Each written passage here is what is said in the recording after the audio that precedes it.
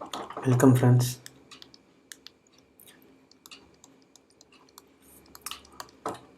Welcome.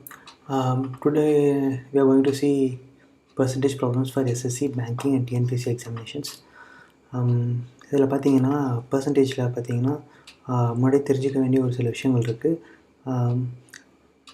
அதை வந்து தெரிஞ்சுக்கிட்டால் தான் உங்களால் சம்ஸ் வந்து கொஞ்சம் ஈஸியாக சால்வ் பண்ண முடியும். ஃபார் எக்ஸாம்பிள் வந்து 1/2 உடைய பர்சன்டேஜ் வந்து 50%, 1/3 வந்து 33, 1/3%, 1/4 உடைய வேல்யூ வந்து 25%, 1/5 உடைய வந்து 20%, 1/6 உடைய வேல்யூ வந்து 16 2/3%, 1/6 வந்து 1/15 வந்து கொஞ்சம் சிமிலராக இருக்கும். 1/6 வந்து 16 2/3%, 1/15 6 2/3%, 1/7 உடைய வேல்யூ வந்து 14 2/7%, 1/8 உடைய வேல்யூ வந்து 12 1/2%, 1/9 உடைய வேல்யூ வந்து 11 1/9%, 1/10 உடைய வேல்யூ வந்து 10%, 1/11க்கு வந்து 9 1/11 வரும், 1/11க்கு வந்து 11 1/9 வரும், 1/12க்கு வந்து 8 1/3%, 1/13க்கு வந்து 7 9/13%, 1/14க்கு வந்து 7 1/7%, 16க்கு 6 1/4, 17க்கு 5 15/17, 5 5/9, 5 5/19, 1/20க்கு 20%. இது எதுக்கு ஞாபகம் வச்சுக்கிறோம் அப்படின்னா மிக்சடு ஃப்ராக்ஷன் கொடுப்பாங்க. மிக்சடு ஃப்ராக்ஷன் கொடுக்கும்போது நமக்கு வந்து ஈஸியாக இருக்கும். சம் போகும்போது நமக்கு தெரியும். ஸோ இதுக்கு முன்னாடி வந்து இப்போ ஃபார் எக்ஸாம்பிள் 12 1/2%, 12 1/2% அப்படிங்கிறத இன்ட்டு 3ஆல் மல்டிப்ளை பண்ணால் என்ன வரும்? 12 வந்து 12 × 3 36, கரெக்டாக 36. இந்த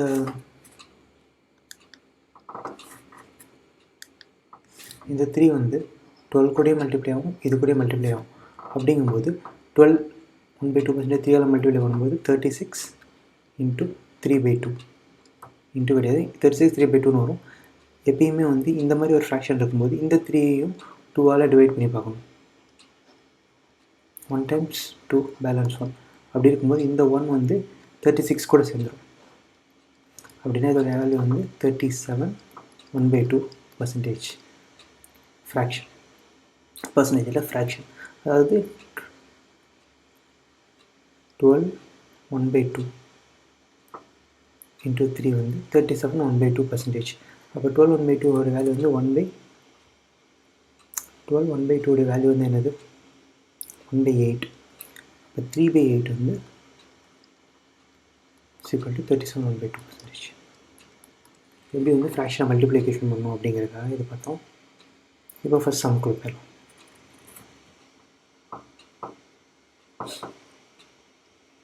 என்ன கொடுத்துருவாங்க? If 11 1/9% of a number is added with itself, then result becomes 900. Find the original number. 11 1/9% of a number add பண்ணும்போது அது வந்து 900 மாறிடுது. இப்போ 11 1/9 எதில் வந்துச்சு? 1/9 உடைய ஃப்ராக்ஷன் இப்போ தான் பார்த்தோம். 11 1/9 வந்து 1/9 உடைய ஃப்ராக்ஷன்.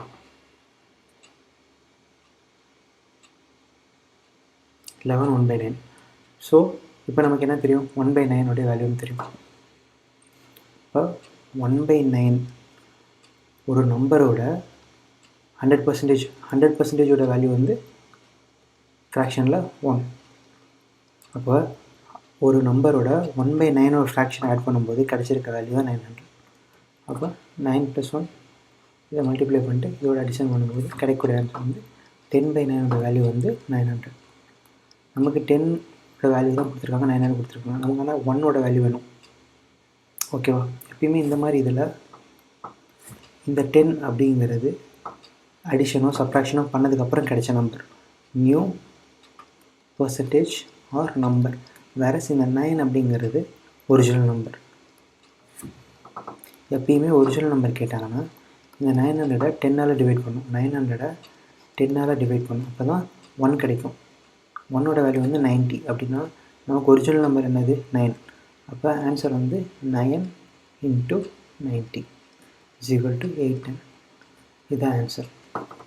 அதாவது ஃபஸ்ட்டு நமக்கு ஃப்ராக்ஷன் கொடுத்துட்றாங்க, அந்த ஃப்ராக்ஷனோட நம்ம பர்சன்டேஜ் கேட்குறாங்க. அந்த ஃப்ராக்ஷனை வந்து கொடுத்துட்டு அந்த ஃப்ராக்ஷன் ஆட் பண்ணும்போது கிடைக்கக்கூடிய நம்பர் வந்து 900ன்னு சொல்கிறாங்க. நமக்கு ஒரிஜினல் நம்பர் கேட்குறாங்க. 11 1/9% அப்படிங்கிறது நமக்கு 900 கொடுத்துருக்காங்க.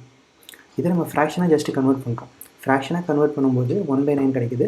அந்த 1/9 வந்து 100% ஆஃப் நம்பர் கூட ஆட் பண்ணதுக்கப்புறம் தான் கிடைக்குது. ஸோ அந்த ஃப்ராக்ஷன் போடும்போது நமக்கு ஆன்சர் கிடச்சிருச்சு. இப்போ நம்ம 2வது சம் பார்க்கலாம்.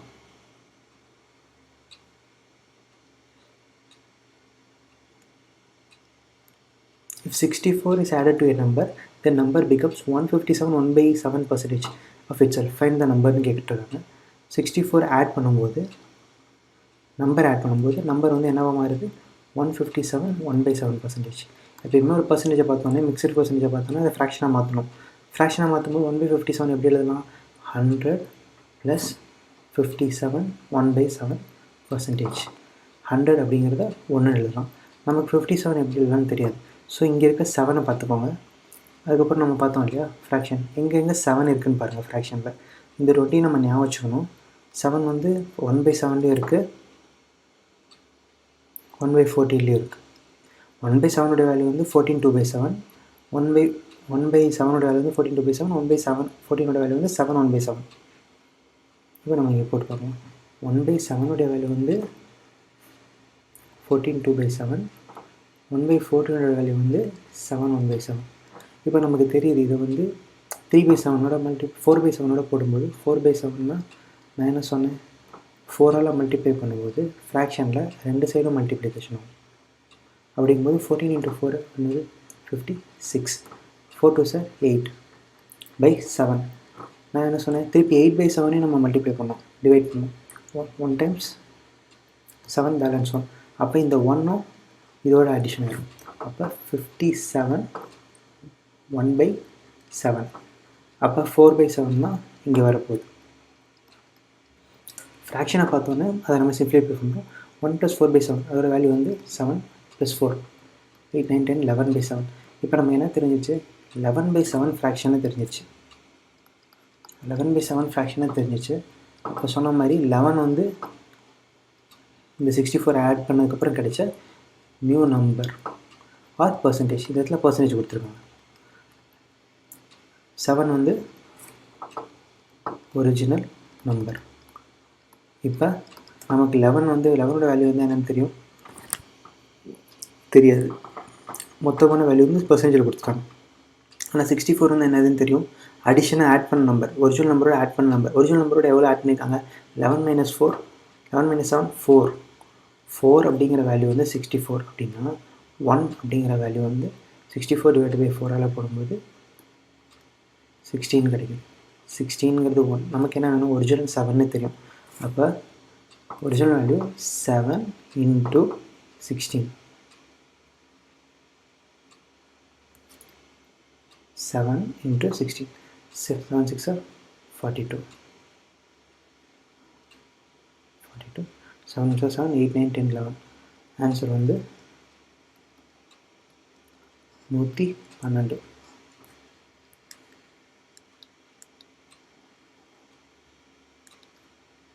ஆன்சர் 112. ஓகேவா? இப்போ அடுத்த சம் பார்க்கலாம்.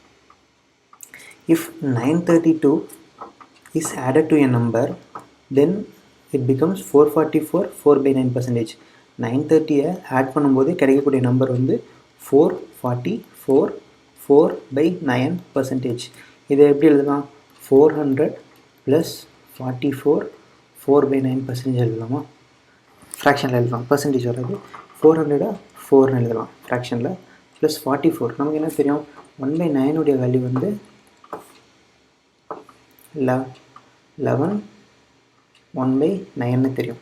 அப்போ இதை 4ஆல் மல்டிப்ளை பண்ணால் 4/9 பண்ணும்போது 44 4/9. 4ஆல் மல்டிப்ளை பண்ணும்போது 2 சைடும் வரும்னு சொன்னோம். அதான் வந்திருக்கு 44 4/9%. இப்போ இங்கே அதோட வேல்யூ வந்து 4/9.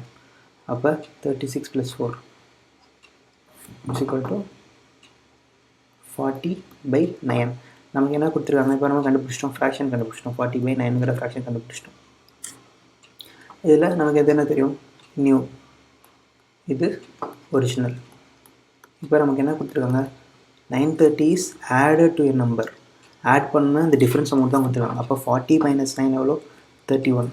31 அப்படிங்கிற நம்பர் வந்து 930 அப்படின்னா 1 அப்படிங்கிறது 3ஆல் 3 times 30.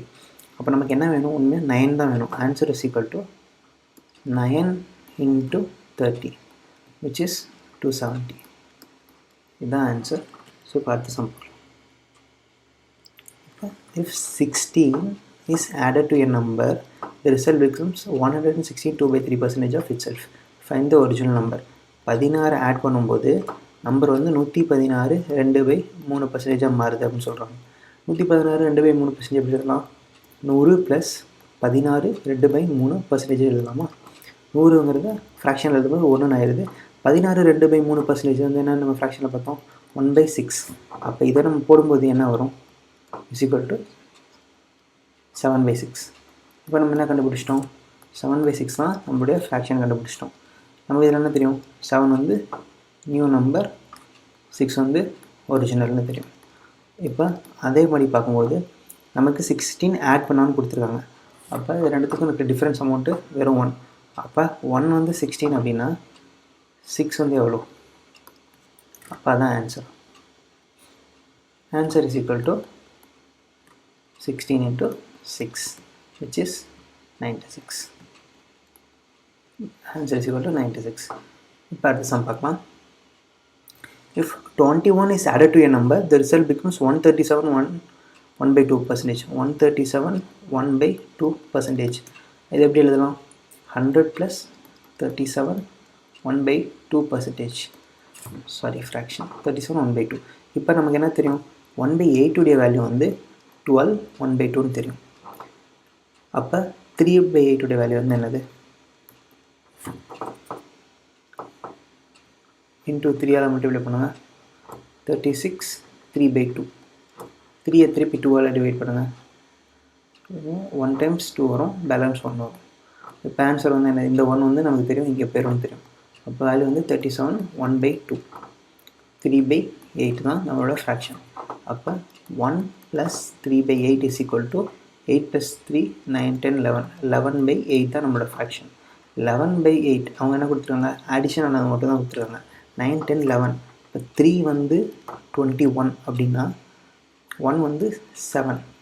ஆன்சருக்கு வந்து 7 into 8 which is 56. ஓகே, புரியுதுல? ஃபஸ்ட்டு ஃப்ராக்ஷனை பிரிச்சிடறோம். அதுக்கப்புறம் ஈஸியாக வந்து நம்ம அந்த முன்னாடி ஞாபகம் வச்சுக்கிட்டு அந்த 20 ஃப்ராக்ஷனுடைய பர்சன்டேஜை வச்சு நம்ம அரைவ் ஆகிறோம். அது அரைவ் ஆனதுக்கப்புறம் வந்து ஃப்ராக்ஷன் கண்டுபிடிச்சதுக்கப்புறம் ஒருவேளை அவங்க வந்து அடிஷன் ஆனதுக்கப்புறம் கொடுத்த நம்பர் கொடுத்துருந்தாங்க. இப்போ 21 ஆட் பண்ணதுக்கப்புறம் நம்பர் வந்து ஃபார் எக்ஸாம்பிள் இவ்வளோ மாதிரி இருக்குது அப்படின்னு சொல்லிட்டு ஒரு நம்பர் கொடுத்துருக்காங்க அப்படின்னா அதை நம்ம 11ஓட ஈக்குவேட் பண்ண போகிறோம். அவ்வளோதான். இப்போ நம்ம 11ஓட ஈக்குவேட் பண்ணி கிடைக்கக்கூடிய ஆன்சரை வச்சு நம்ம 8ஓட 3 மல்டிப்ளை பண்ண போகிறோம். இப்போ அடுத்த சம் பார்க்கலாம். ஒரு சினிமா டிக்கெட்டில் ஒரு sale of cinema ticket is increase by 57 1/2%. 57 1/7% increase ஆகிருக்குன்னு சொல்லியிருக்காங்க. The price of a ticket is increase by 16 2/3%. இப்போ நம்ம ஃப்ராக்ஷனில் மாற்றுறோம். 57 1/7%. 1/7 என்னது? 4. 1/7 வேல்யூ வந்து 14 2/7. அப்போ இன்ட்டு 3ஆல் மல்டிப்ளை பண்ணலாமா? 4ஆல் மல்டிப்ளை பண்ணலாம். விச் இஸ் இன்ட்டு 4ஆல் மல்டிப்ளை பண்ணும்போது கிடைக்கக்கூடிய ஆன்சர் வந்து 56 8/7. 8 வந்து திருப்பி 7ஆல் டிவைட் பண்ணால் 1 வரும். 57 1/7 வந்துச்சு. அப்போ 57 1/7 வேல்யூ வந்து 4/7. 16 2/3 வேல்யூ என்னன்னு தெரியும்? 1/6ன்னு தெரியும். 16 2/3 ஃப்ராக்ஷன் வந்து 1/6ன்னு தெரியும்.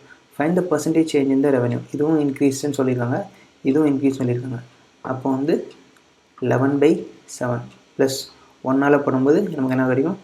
11/7. இது இன்க்ரீஸ்ட் 7/7. ஒரிஜினலாக கிடைக்க வேண்டிய நம்பர் என்ன இருந்துச்சு? ஒரிஜினலாக கிடைக்க வேண்டிய நம்பர் வந்து 49. புதுசாக ரெண்டுமே விலையும் ஏறி இருக்குது, அதே மாதிரி சினிமா டிக்கெட்டும் வந்து சேல் ஆஃப் டிக்கெட்டும் வந்து அதிகமாக இருக்குது, விலையும் ஏறி இருக்குது. அப்போ வந்து என்ன ஆயிருக்கு? 77 ஆயிருக்கு. இப்போ 77ல் 49 போயிடுச்சு அப்படின்னா 77ல் 49 போயிடுச்சுன்னா 6 17 8 28. இப்போ நமக்கு என்ன தெரியும்? 28 தான்.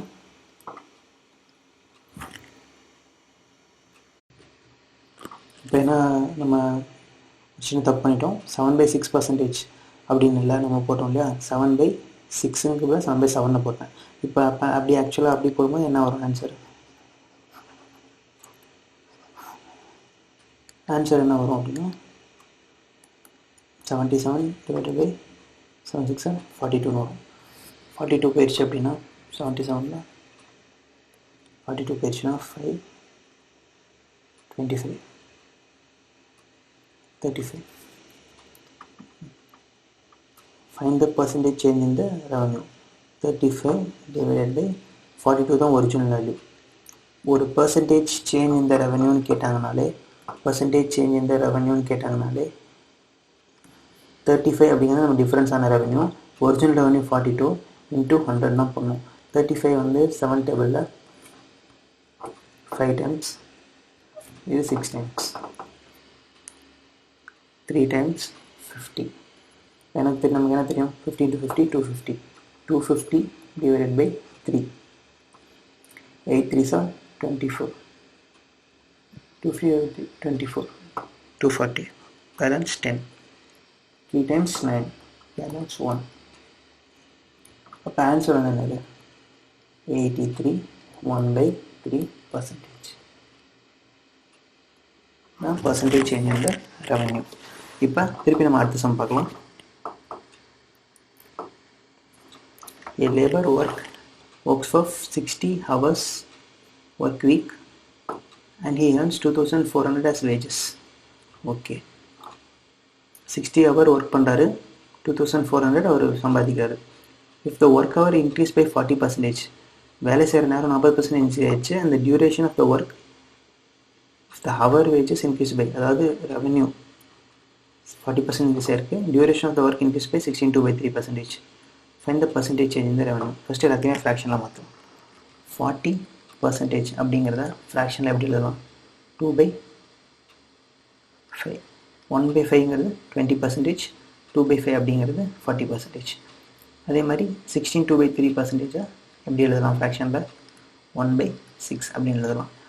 இப்போ பர்சன்டேஜ் சேஞ்ச் இந்த ரெவன்யூ கேட்குறாங்க. இது ரெண்டுமே இன்க்ரீஸ் ஆகிருக்கு. Increase, duration of the work வந்து ரெடியூஸ் ஆகிருக்கு.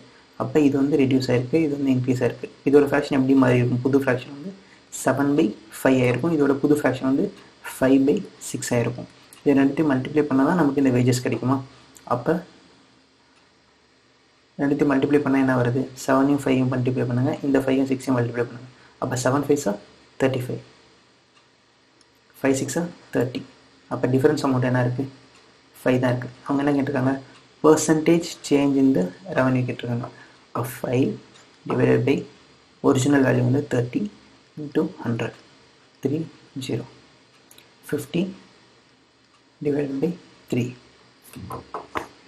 50 divided by 3 தான் வருது. 1 times 3 balance 2.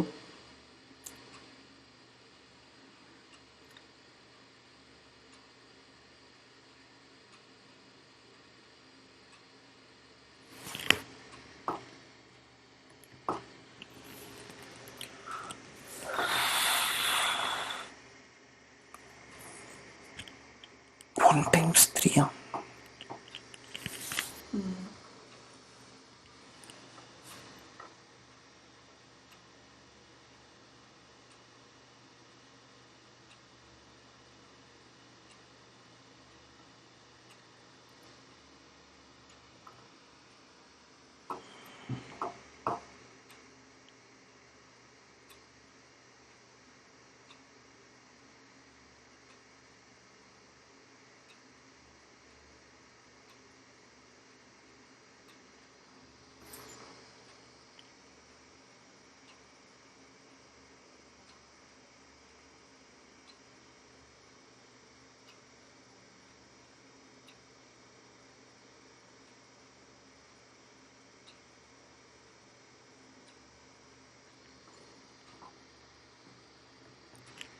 16 டைம்ஸ் போட்டோம்னா 48 வரும், பேலன்ஸ் 2 வரும். இப்போ ஆன்சர் வந்து 16 2/3%. இதுதான் ஆன்சர். அடுத்த சம் பார்க்கலாம்.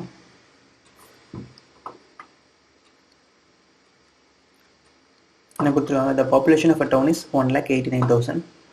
okay, 4/9 of them are males. okay, the rest are females. அப்போ 1 minus 4/9 is equal to 5/9. female உடைய population எடுத்தோம். if 50% of the male are married and 40% of the female are married, find the percentage of married population. அதாவது 40%, 9ல் 4 பேர் வந்து ஆண்களாக இருக்காங்க, மேலாக இருக்காங்க, 5 பேர் ஃபீமேலாக இருக்காங்க. 4ல் பாதி எவ்வளோ, 50% of the male are married, 2 பேர்னு சொல்லுவோமா. ஓகே, அப்போ 5ல் 40%, 10% எவ்வளோ, 5ஓட 10% வந்து 0.5 இன்ட்டு 4, 40%னா 4ஆல் மல்டிப்ளை பண்ணணும், 40ஆல் மல்டிப்ளை பண்ணணும், அப்போ 20 கிடைக்கும். திருப்பி அந்த பாயிண்ட் வச்சனால 2 வந்துடும். இப்போ இதுவும் 2, ஃபீமேலும் 2. பர்சன்டேஜ் ஆஃப் மேரிட் பாப்புலேஷன் இருக்கிறாங்க. ஆண்களில் 2 பேர் மேரி பண்ணியிருக்காங்க, பெண்கள் 2 பேர் மேரி பண்ணியிருக்காங்க. இப்போ 4 மொத்தமாக 9 இருக்காங்க. 4/9 இன்ட்டு 100. இப்போ ஆன்சர் வந்து பார்த்திங்கன்னா 400/9 வரும். 400/9 வரும். அதில் வந்து ஃபஸ்ட் எடுத்தோடனே 4 times 36 வரும், பேலன்ஸ் 4, திருப்பி 4 times 36, பேலன்ஸ் 4. இப்போ ஆன்சர் வந்து பார்த்திங்கன்னா ஆன்சர் இஸ் ஈக்குவல் டு 44, 4/9%. அடுத்த சம்பளம், a man can type 20 lines in 10 minutes. 20 lines in 10 minutes. இப்போ 1 மினிட்டுக்கு எவ்வளோ அடிப்பார், 1 மினிட்டுக்கு 2 லைன்ஸ் அடிப்பாப்புல, கரெக்டாக. But he leaves 8% margin in each line. ஒவ்வொரு லைன்லேயுமே இங்கிட்டும் இங்கிட்டும் சேர்த்து 8% மார்ஜினாக விட்டுறாரு. in how much time he will type 23 pages with 40 lines on each page. எவ்வளோ நேரத்தில், how much time he will type, எவ்வளோ நேரம் எடுத்துக்குவார் to type 23 pages with 40 lines.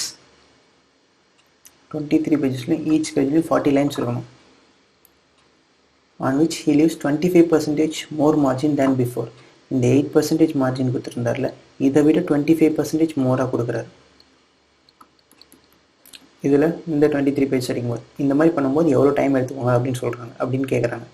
So இப்போ நம்ம வந்து இவரோட எஃபிஷியன்சி கால்குலேட் பண்ணலாம். இவரோட எஃபிஷியன்சி கால்குலேட் பண்ணுறதுக்கு இவர் வந்து 1 நிமிஷத்தில் 2 லைன் அடிக்கிறார். மொத்தமாக 100%ல் 8% வந்து இவர் விட்டுறார். அப்போ 92% எஃபிஷியன்சி பர் லைன். ஆனால் இவர் 2 லைன் அடிக்கிறார். ஸோ 2 × 92% அப்படின்னு சொல்கிறாங்க. ஸோ இதில் வந்து நமக்கு என்ன தெரியும், 40 பேஜஸ் அவர் அடிக்கணும், 40 லைன்ஸ் அடிக்கணும், 23 பேஜஸ் அடிக்கணும், 25% அடிக்கணும், 25% மோர் மார்ஜின் கொடுத்துருவார். ஆல்ரெடி 8% கொடுத்துட்டு இருந்தார், 8% வந்து மார்ஜின் கொடுத்துட்டு இருந்திருக்காங்க. 8% உடைய 25% 0.25 இல்லைனா 25/100 எழுதலாமா, 0.25. 8 உடைய 0.25 வந்து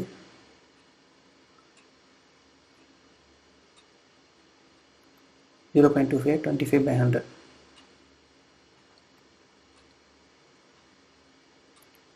450.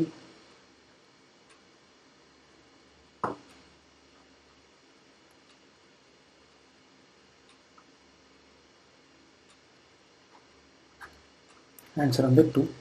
அப்போ 25% வேல்யூ வந்து 2ன்னு கிடச்சிச்சு. ஆல்ரெடி 8 விடுறாரு. இப்போ புதுசாக இந்த பேஜ் அடிக்கும்போது 10% மார்ஜினில் விட்டுறாரு. அப்போ பேலன்ஸ் எவ்வளோ இருக்கும், 90% இருக்கும். ஆல்ரெடி அவருடைய எஃபிஷியன்சி எவ்வளோ, கீழே போடணும் எஃபிஷியன்சியை. கீழே வந்து 92 × 2. இது சால்வ் பண்ணால் நமக்கு ஆன்சர் கிடைக்கும். 2 வந்து 20, 92 வந்து 2 times 4 times 8, பேலன்ஸ் 1 46. இது 10, திருப்பி இது 5 ஆகும். இது 2 times 4 3 times 23, 23 கேன்சல் ஆயிரும். 5 into 4 45, 450 தான் இப்போ ஆன்சர்.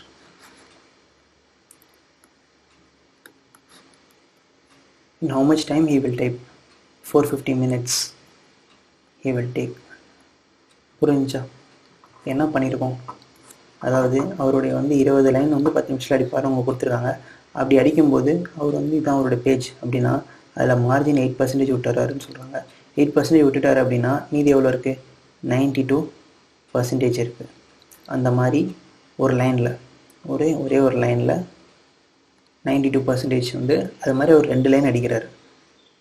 அப்போ 2 லைன், ஒரு லைன் அடிக்கிறதுக்கு ஒரு நிமிஷத்தில் அவர் 92% 2 லைன் அடிக்கிறாரு. அதுதான் நம்ம 2 தடவை மல்டிப்ளை பண்ணியிருக்கோம். இது அவருடைய எஃபிஷியன்சி. இவருடைய எஃபிஷியன்சியை திருப்பி இங்கே எத்தனை பேப்பர் அடிக்கணுமோ, அமௌண்ட் டு பி டன், இதை எவ்வளோ அடிக்கணுமோ அதை அவர் எஃபிஷியன்சியோட டிவைட் பண்ணுமோ நமக்கு ஆன்சர் கிடைக்குது. அது நமக்கு என்னத்தை சொல்கிறாங்க? 40 பேஜஸ், 40 லைன்ஸ் இருக்கணும், 23 பேஜஸ் அடிக்கணும். அப்போ மார்ஜின் 25% மோர் கொடுக்குறாருன்னு சொல்லியிருக்காங்க. ஆல்ரெடி 8%, 8%உடைய 0.25%, 25% எவ்வளோ? 2 தான் அதோட வேல்யூ. அது ரெண்டையும் ஆட் பண்ணும்போது 10%. அப்போ இங்கே 90% மார்ஜின் போயிடுது. டிவைட் பை ஒரு எஃபிஷியன்சி போட்டு கால்குலேட் பண்ணும்போது 450 நமக்கு ஆன்சர் கிடைக்கும். புரிஞ்சுன்னு நினைக்கிறேன். ஸோ நம்ம அடுத்த சம் பார்க்கலாம். If P is 6 times as large as Q, by how much percentage does Q is less than P? P is 6 times as large as Q. P 6 times as large as Q. By how much percentage does Q is less than P?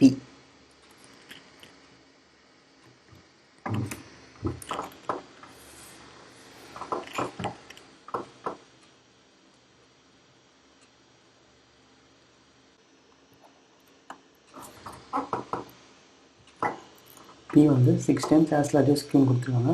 இப்போ P 600ன்னு வச்சுக்கலாம். Q 100ல் இருப்பான். 20 பேத்துக்கு நோட்டில் 500 difference இருக்குது.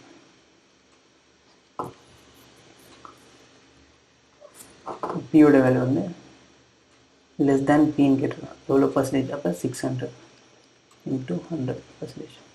5/6 into 100. 500/6ன்னு எழுதலாமா? 500 6ஆல் divide பண்ணும்போது நமக்கு என்ன கிடைக்குது? 8 6 48, பேலன்ஸ் 2, 3 times 18, பேலன்ஸ் 2, 83, 2/6. இது 1/3ன்னு எழுதும். So answer is equal to